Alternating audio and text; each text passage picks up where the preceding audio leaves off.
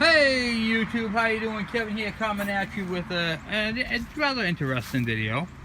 A lot of people do things a lot differently than I do, so I'm going to show you how I do them. Okay, so what I'm doing right now is, it's in October, and it's my birthday month. And in the state of New Hampshire, your registrations are up on your end of your birthday month. So I'm coming up on the end of October where I put my dirt bikes away, and I just drive my my Virago, my what do you call it? My Beast. Okay, as you guys know, my bad boy. So here's the bike I ride during the fall. Okay, not so much the dirt bike, but I try not to do it this time of year because of all the leaves. Because leaves are dangerous. So I got the red bike out. I got the yellow bike out. I'm still working on the KE 100, and I got the little MX80. Okay, so you'll notice that I got all the fuel caps off. What I do before I put the bikes away is I check the tire pressures on all the bikes. I already set all the tire pressures, but I set them up to manufacturer specifications.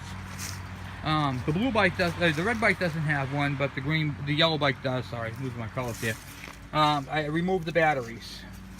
Okay, the batteries go in the house and they go on a trickle charger every month for their, one of those automatic chargers. Then what I do is I turn off the fuel and I start the engine up and run it completely out of gas on all my bikes. I run them completely out of fuel because today's fuel is junk, even with the sitting from October all the way up to April, or May, April, whenever I decide to use the bikes again. Even with the stabilizer. Stabilizer typically is good for 60 to 80 days. After that, it's really no good. And today's fuel is absolutely crap. It's all corn.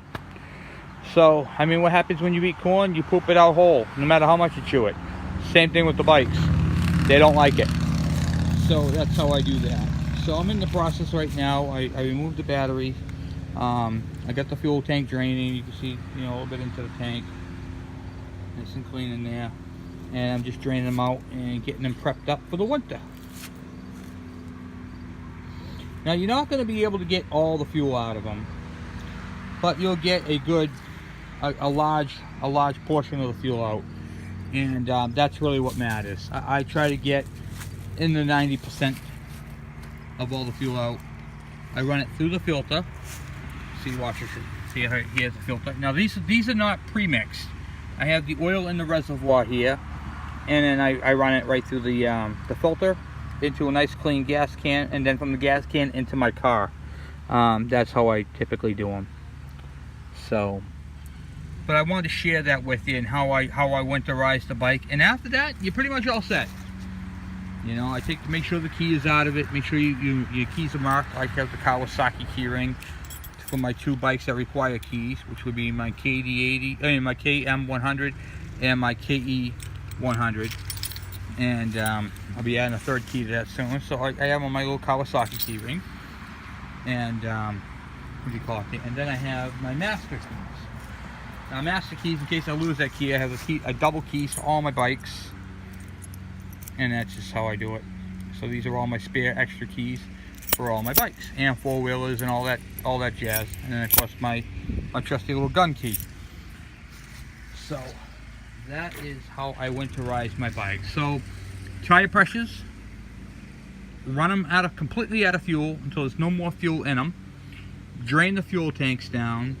If you're running a premix, if you're premix like on your the KX models, you can't run that in your car. Oh, some cars you can. If you have an older car, you can. If you have a newer car, you can't, because it can mess with your injectors. But if you have an old carbureted car, like my old dinosaur of a truck, you can throw that right in there. But if you have premix, you might as well just throw it in your weed whackers and leaf blowers and stuff like that.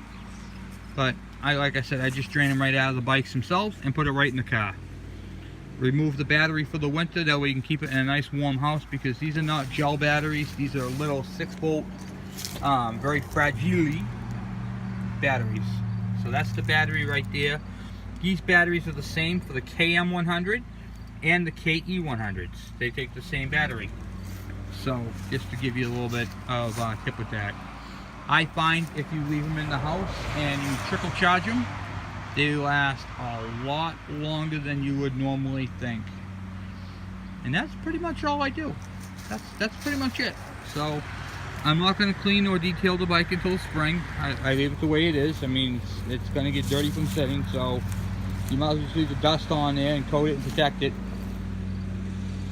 This one needs some serious love. I got to clean it all up and paint it up some things like the side cover.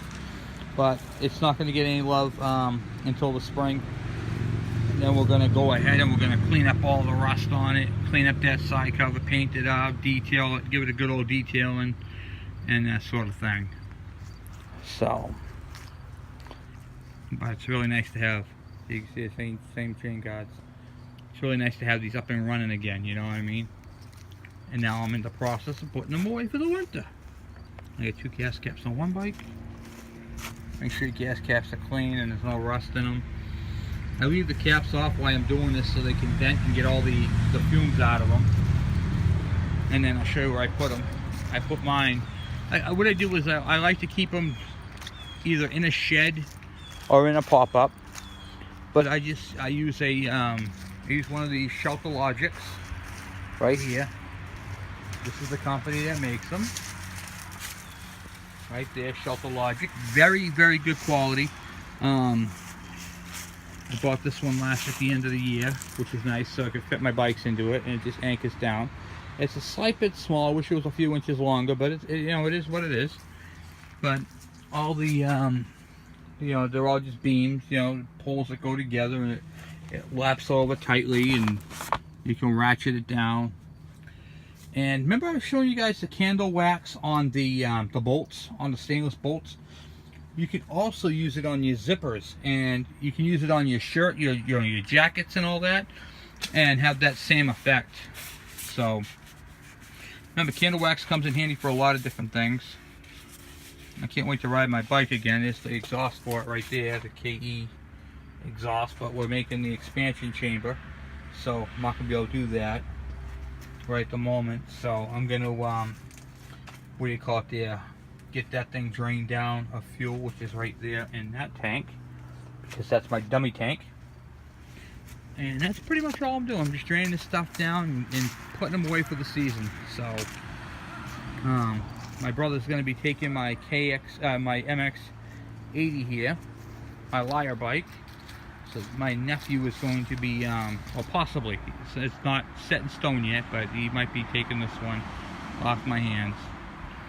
And this way here was a fun little project. It was a nice little bike. I like the classic style tires it has on it, on the back anyway. So yeah, it's a good bike. Automatic oiling. Needs nothing. Needs a bump. So put some train wheels on this bad boy, and off he goes. He'll be cruising. It's a nice little bike. And then of course you got my little guy. He wants the red bike. That's his first bike. So guess what he's going to end up with? He's going to inherit my red bike. And then we'll get him up there, and when he's a little bit older.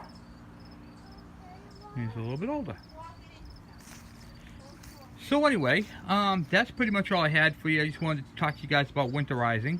It is a good idea to spray your chain down with oil before you park it. Like, I'm not going to park it with a dry chain like that. I'm going to spray it down with some oil, because they're not going to improve with age. So basically, to winterize these bikes is really simple. Set your tire pressures, do your lube your chain, start them up, run them out of fuel, drain the fuel tank, put the fuel in your car, take your battery out and bring it in the house and trickle charge it every other month or every month. It don't really matter. They like being charged. And once you do all that, you're good to go. For my big bike, oh yeah, I'm sorry, there's one more thing I left out. Mothballs. You're going to want to put a mothball packet where your air filter is, or else they will get in there. You don't want critters in your bikes. So block up your air intakes. You can use duct tape or anything like that. It's just a lot easier if you do it that way. That way they can't get into it. Because a mouse can easily get into the air intake right up underneath here. So that's what I do. I'm going to throw mothballs into it, and they won't bother it. They'll stay away from it. Even if you put the packet right up underneath of them, they won't get into it. They'll have no desire to go anywhere near it. And they make mothballs in a bag now, a sack, and put them on there like that. So I do the mothballs and I put the duct tape on them, and nobody bothers anything. And you can get different plugs and caps and stuff like that. Like I'll show you the one I use on my KE. I take my whole air filter assembly off and I use this. Just a nice tight round cap. This right here came from a dealership for a transmission, and I just asked him, hey, you got any caps? And he gave me a couple of these, and this one fits nice and tight. I don't know what it's from, but you can collect different caps. You can use paint caps. You can use any type of cap that has, you know, a Tupperware cap. As long as it fits on there snug, you're good to go. So just figured I'd show you that part of it. So let's go over this one more time. Set your tire pressures. Remove your battery. Start to run the engine out of fuel. Drain your fuel out of your bike. Block up your air filter. Lubricate your chain. That's it. That's all that's left. And I do that to all my bikes, except for the shaft drive one, which there's no chain to lubricate. But that's all I have for you guys for right now. Thank you for watching. This is the winterization of my bikes. Now, even though I'm winterizing them, I will still be working up on these until snow. And then after that, we'll be working on the KE 102 build in the house, and we'll be also working on the four-wheeler with the rear differential. We have a lot of projects still to come, even though winter is on its way. It's not snowing yet, but I still have a ton of projects, and I keep getting them. So that type of stuff is not going to slow down. So I just wanted to let you know about that. We got a wheel bearing packing we got to do. We have a lot of stuff to do, guys, a lot. So anyway, thank you for watching. Please subscribe if you haven't already. Thank you guys for the 104 subscribers we have now. You guys are awesome. And if you guys have any questions about winterizing, by all means. Also too, I'm going to throw one more thing out there. If you have a big wide open exhaust, not like that little one right there, but if you have a big wide open one, you're going to want to plug that as well. So that way nothing can get into it. And that's pretty much all I got. Thank you for watching. Please subscribe.